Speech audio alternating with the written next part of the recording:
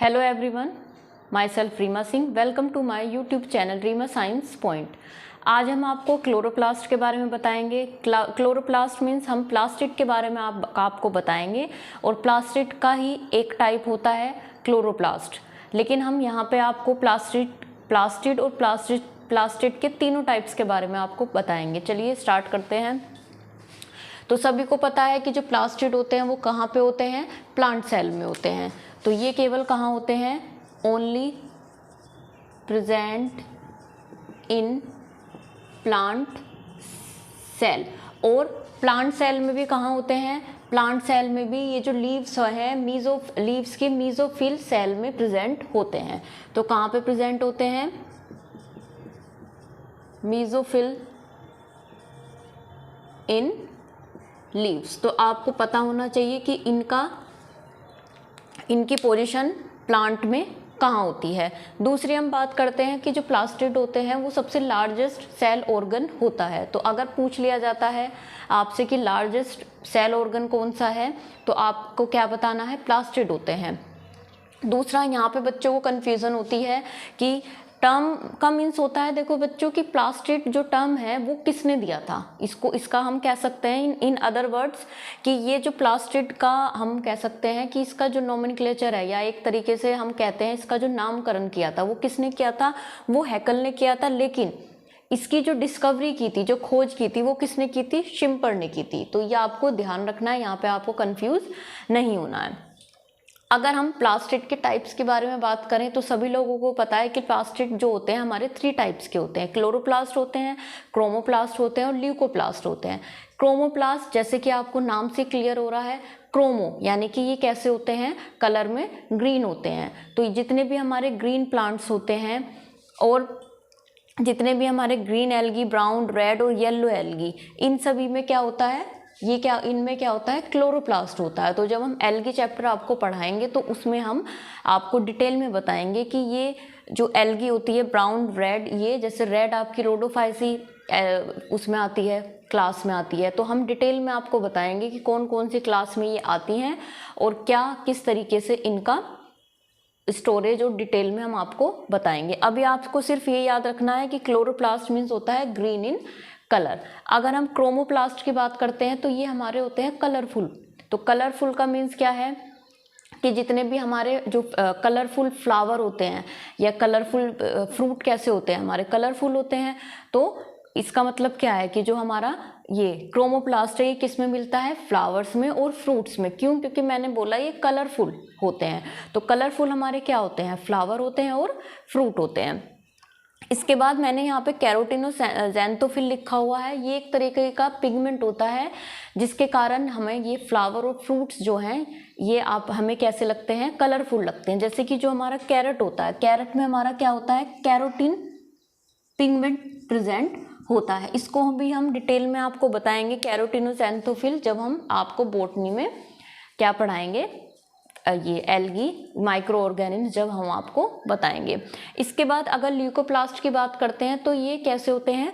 Colour less होते हैं, यानी कि इनका कोई भी कलर नहीं होता। तो इनका जो फंक्शन होता है मेन वो होता है स्टोरेज का फंक्शन। जैसे कि इसमें भी ये 3 कैटेगरी में दोबारा से डिवाइडेड होते हैं। एलियोप्लास्ट जो क्या करता है? प्रोटीन स्टोरेज का काम करता है। एमाइलोप्लास्ट क्या करता है? स्टार्च स्टोरेज का काम करता है। स्टार्च कह लीजिए या कार्बोहाइड्रेट कह लीजिए। और एलियोप्लास्ट क्या करता है? लिपिड्स यानी कि ऑयल और फैट स्टोरेज का काम करता है। तो ये आपको यहाँ पे ध्यान रखना है क्योंकि पूछ लिया जाता है कि ल्यूकोप्लास्ट में कौन सा उसका टाइप्स है जो प्रोटीन स्टोरेज का काम करता है, या ऑयल का, या लिपिड का, या स्टार्च का। तो आपको पता होगा तभी आप बता पाएंगे। इसके बाद हम मूव ऑन होते हैं इसके स्ट्रक्चर पे, जो कि इसमें मेन हाईलाइट है या मेन इसमें क्या रखती है? इम्पोर्टेंस रखती है। तो अगर हम इसके स्ट्रक्चर की बात करें तो आउटर मेम्ब्रेन है और इनर मेम्ब्रेन है, जैसे कि आप लोग देख रहे हैं। ये मैंने यहाँ पे रफली ड्रॉ किया है डायग्राम। आपको नीट एंड क्लीन बनाना है और उसकी कम से कम या मैक्सिमम नंबर में आपको क्या करनी है? प्रैक्टिस करनी है। तो इसमें आप देख रहे होंगे कि इस तरीके से मैंने कुछ स्ट्रक्चर बनाई है, ये इस तरीके से आप कह सकते हैं। जिस तरीके से एक कॉइन, अगर हम एक के ऊपर कॉइन, हम एक कॉइन ले, उसके ऊपर हम कॉइन लगाते चले जाएं, एक ढेर लग जाता है कॉइन्स का। तो इसी तरीके से यहाँ पे एक ढेर होता है जिसको हम क्या बोलते हैं, क्या बोलते हैं, ग्रेना। क्या बोलते हैं, ग्रेना।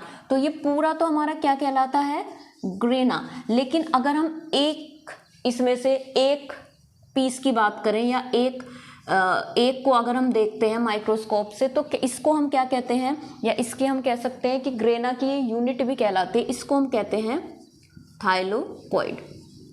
तो मैंने आपको क्या बताया कि ये जो एक के ऊपर एक कॉइन के ढेर के रूप में रखे रहते हैं, इनको हम बोलते हैं कंबाइंड रूप से ग्रेना। और अगर इसकी इंडिविजुअल एक इसको हम लेते हैं स्ट्रक्चर को, तो इसको हम बोलते हैं थाइलोकॉइड, यानी कि इसकी जो यूनिट होती है वो आपके क्या होती है, थाइलोकॉइड।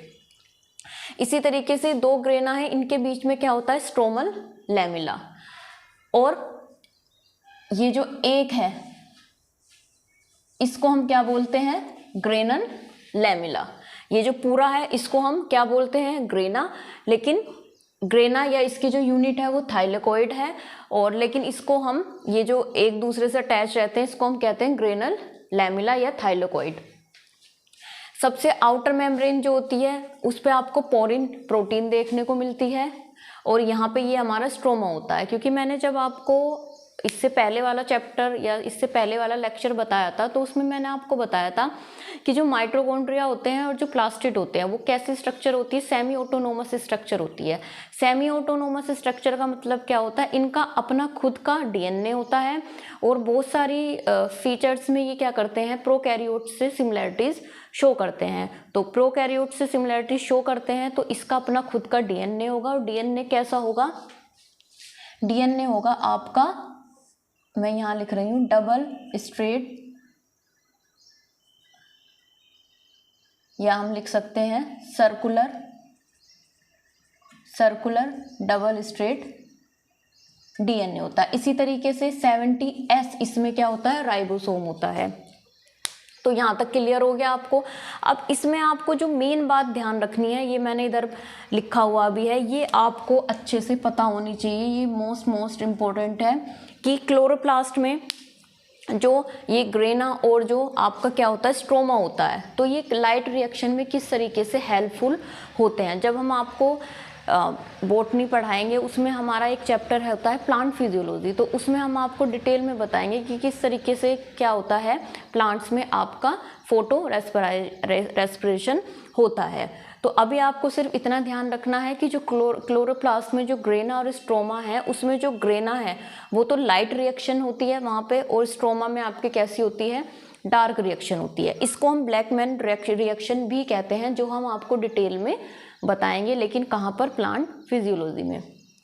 इसके अलावा अगर हम ग्रेनल लैमिला की बात करें, मैंने आपको क्या बताया था कि अगर पहले हम स्ट्रोमल मतलब ग्रेन लाइट रिएक्शन में भी क्या होता है, दो तरीके की रिएक्शन होती है। अगर हम एक ग्रेना लेते हैं, तो अगर हम इस ग्रेना में अगर हम ग्रेनल लैमिला लें तो इसमें क्या होगी, PS1 यानी कि फोटोसिंथेसिस फर्स्ट और सेकंड दोनों रिएक्शन होती है, इसलिए इसको हम क्या बोलते हैं, नॉन साइक्लिक फोटोफॉस्फोराइलेशन। और अगर स्ट्रोमल, क्योंकि अगर हम स्ट्रोमल की बात करें तो केवल क्या होता है, इसका ऊपर वाला जो सरफेस है वो ही एक्सपोज होता है, तो इसलिए यहाँ पर जो होती है वो केवल PS1 रिएक्शन होती है। इसको हम कहते हैं साइक्लिक फोटोफॉस्फोराइलेशन। और जबकि हम ग्रेनल लैमिला की बात करें तो इसमें इसका ऊपर वाला सरफेस और नीचे वाला सरफेस दोनों ही एक्सपोज होते हैं। तो जो ऊपर वाला है,